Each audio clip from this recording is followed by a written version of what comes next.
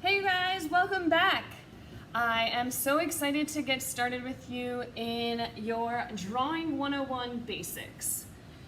The most basic element of art is line, and that's what we're going to really start to explore in these episodes. So we are going to start with line and a gesture drawing, which means creating fast drawings that get a lot of info on the page. A gesture drawing is something that's a very, very quick drawing, and it's the essential gesture of a subject's form. And really, gesture is everywhere. It's in every object, it's in every place, it's in every person. It's an action, it's an emotion, it's movement, it's expression, it's all together into a mark that goes on to a canvas or a piece of paper. Today we're just going to be using pencil and paper, but gesture can be used with really any kind of mark making material. A gesture drawing allows us to get a whole bunch of information down on the page with very little time. And it's exactly how you start to build up a final drawing. The idea of a gesture is to get out of our heads, release control, and start getting us warmed up to this whole drawing process. Gesture allows us to bring movement and expressions to our drawings. And without really practicing drawing with gesture first, your drawings may feel very controlled, dull, and it may lack that kind of energy that we're looking for.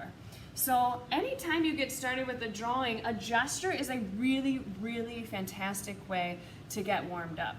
But instead of me talking about it, let me show you. Here are some tips on how to get started with gesture drawing. All right, so when we begin with a gesture line, the first thing we're gonna do is we're gonna break down some really big shapes here.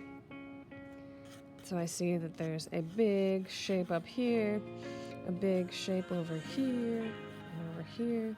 So we keep them pretty sketchy at first. You could see my movement and my line is really pretty sketchy.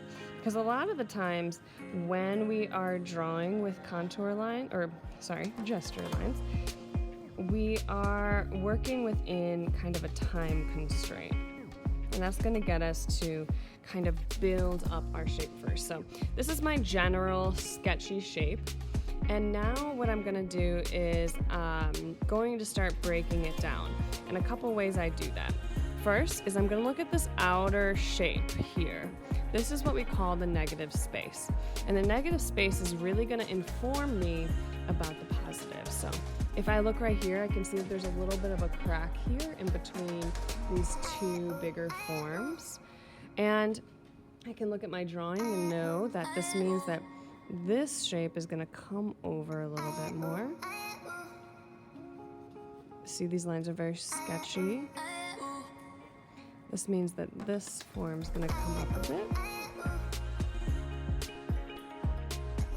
All right, so the form is coming together a little bit more now because I realized I'm shortening this here.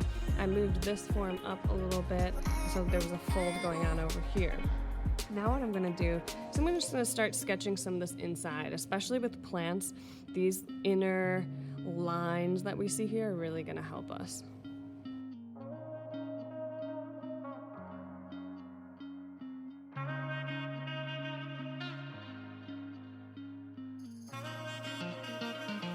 Now what I'm going to do is I'm going to start taking these light sketchy lines and I'm going to make and build some darker, more confident lines around it.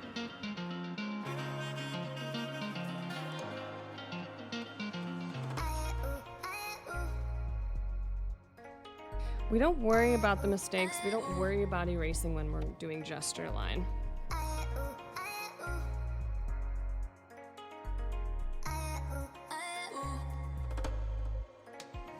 We could even break a line the way that I did here. This is called an implied line. So instead of drawing the entire stem in there, what I'm doing is I'm just breaking it, and that's kind of showing to the viewer that there's some sort of twist happening, that somewhere that leaf is like turning a little bit, or that there's kind of implying a little bit of a shadow. Even though we're not getting into values, you can use lines to start to imply that there's a shadow or a break there. for my next example of gesture, I'm going to use a person. And what I'm going to show you with a person is this idea of building up the mass. So let's just get started and I'll kind of explain it to you. So the idea is that your gesture line now is going to be much more sketchy. And what I'm doing is I'm building up the mass of this figure. So I'm seeing like how I did before where these big shapes are first. And that's why a lot of people like to learn gesture line with the figure, because there's so many ways we can take the form and break it down into shapes for the figure.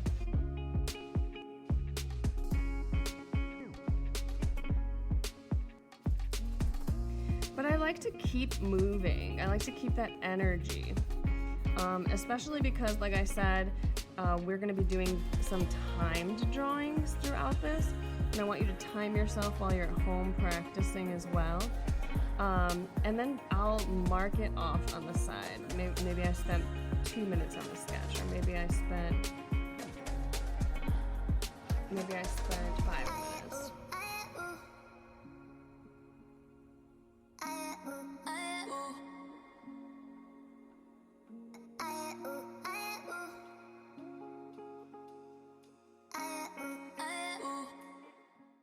So as a review, gesture lines stay sketchy and loose. Let your marks continually flow and move into each other. Let them overlap, and don't worry about erasing or your mistakes. Build up your layers by starting with light lines and continuously adding more sketchy lines, and the more confident you get, the darker those lines can get. Work with your big shapes first. Even build up some mass if it's a person. Let those scribbles just add up into that form. And make sure you engage with the entire image at once. Look at the entire flower or the entire person and try to get as much of that information down on the page with as little bit of time as possible. And an added challenge is to time yourself and test yourself, because the only way we can get better is to practice, doing this over and over again to give you that real feel for gesture drawing.